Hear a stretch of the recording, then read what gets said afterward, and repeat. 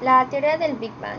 Esta idea se originó de dos hipótesis opuestas. La primera era la teoría del Big Bang de Georges Lemaitre en 1927 y fue apoyada y desarrollada por Georges Gamow.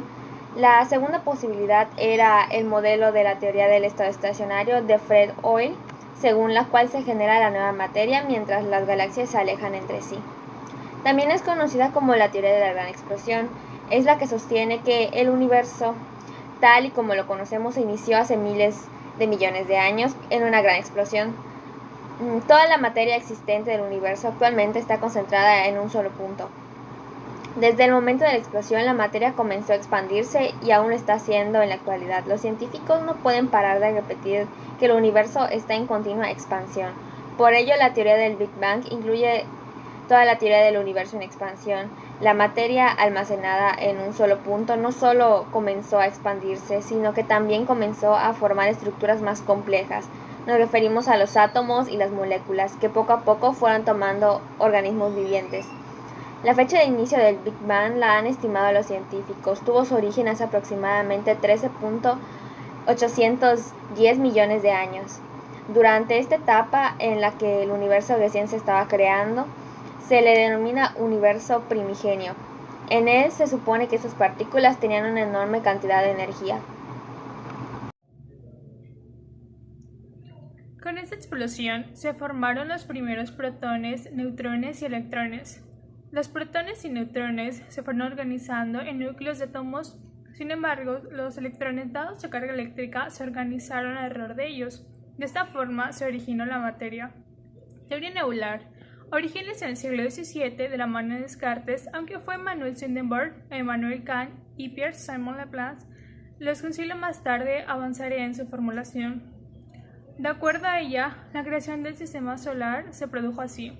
En el principio existía una gran nube de gas en rotación, que se condensó poco a poco gracias a la fuerza de gravedad. A medida que el rayo de la nube desmereció, era necesario que aumentase su velocidad para que el momento angular fuese constante. Algo parecido a lo que sucede cuando un patinador que da vueltas contra los brazos. Su velocidad aumenta de inmediato. Por causa de la rotación, la nube tomó de la forma de un disco cuyo núcleo se llamó protosol, del cual surgió el Sol, mientras que de las regiones externas se formó un anillo de gas, que eventualmente se desprendió, ya que, como sabemos, los objetos que giran en los bordes tienen tendencia a salir despedidos. Esa fuerza se intensificó lo suficiente como para contrarrestar la gravedad que jala hacia adentro. Así, el sistema solar dejó de contraerse en un plano, pero siguió contrayéndose de plano perpendicular, y así la nebulosa solar terminó como un disco. El núcleo volvió a concentrarse y aumentar su velocidad de rotación, emitiendo un segundo anillo gaseoso y luego un tercero y así sucesivamente. Los anillos desprendidos se fragmentaron a causa de su densidad desigual, aunque más tarde se unieron formando planetesimales, objetos como de 1 kilómetro de radio o poco más, según la teoría planetesimal, derivada precisamente de la teoría nebular. Dicha teoría asegura que los planetesimales más tarde dieron conocimiento a los planetas, los satélites y demás los objetos del sistema solar mediante los procesos de acreción.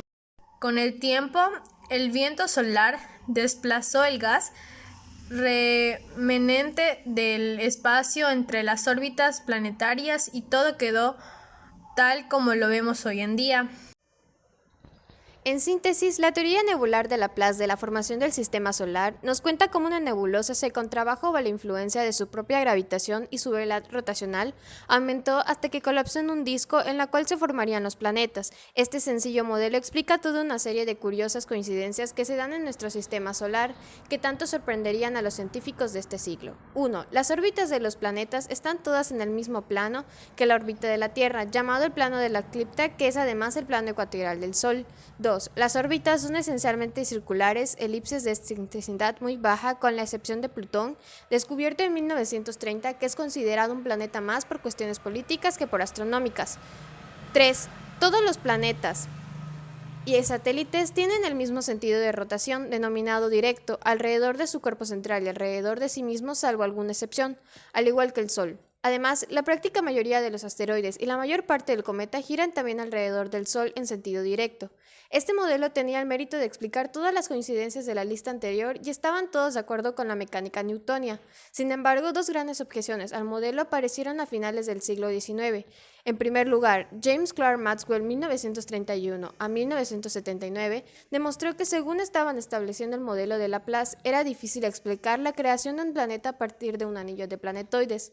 Más bien, deberían dar lugar a discos. La segunda objeción se refería al problema del momento angular. Teoría de la acreción. La teoría de la acreción planetaria fue propuesta por el geofísico ruso Otto Schmidt en 1944. Esto explica que los planetas se crearon mediante la acumulación de polvo cósmico.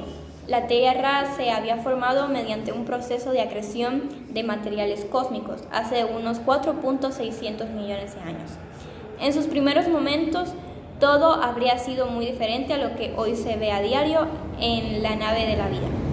La Tierra, después de estratificarse en un núcleo, manto y corteza por el proceso de acreción, fue bombardeada en forma masiva por meteoritos y restos de asteroides.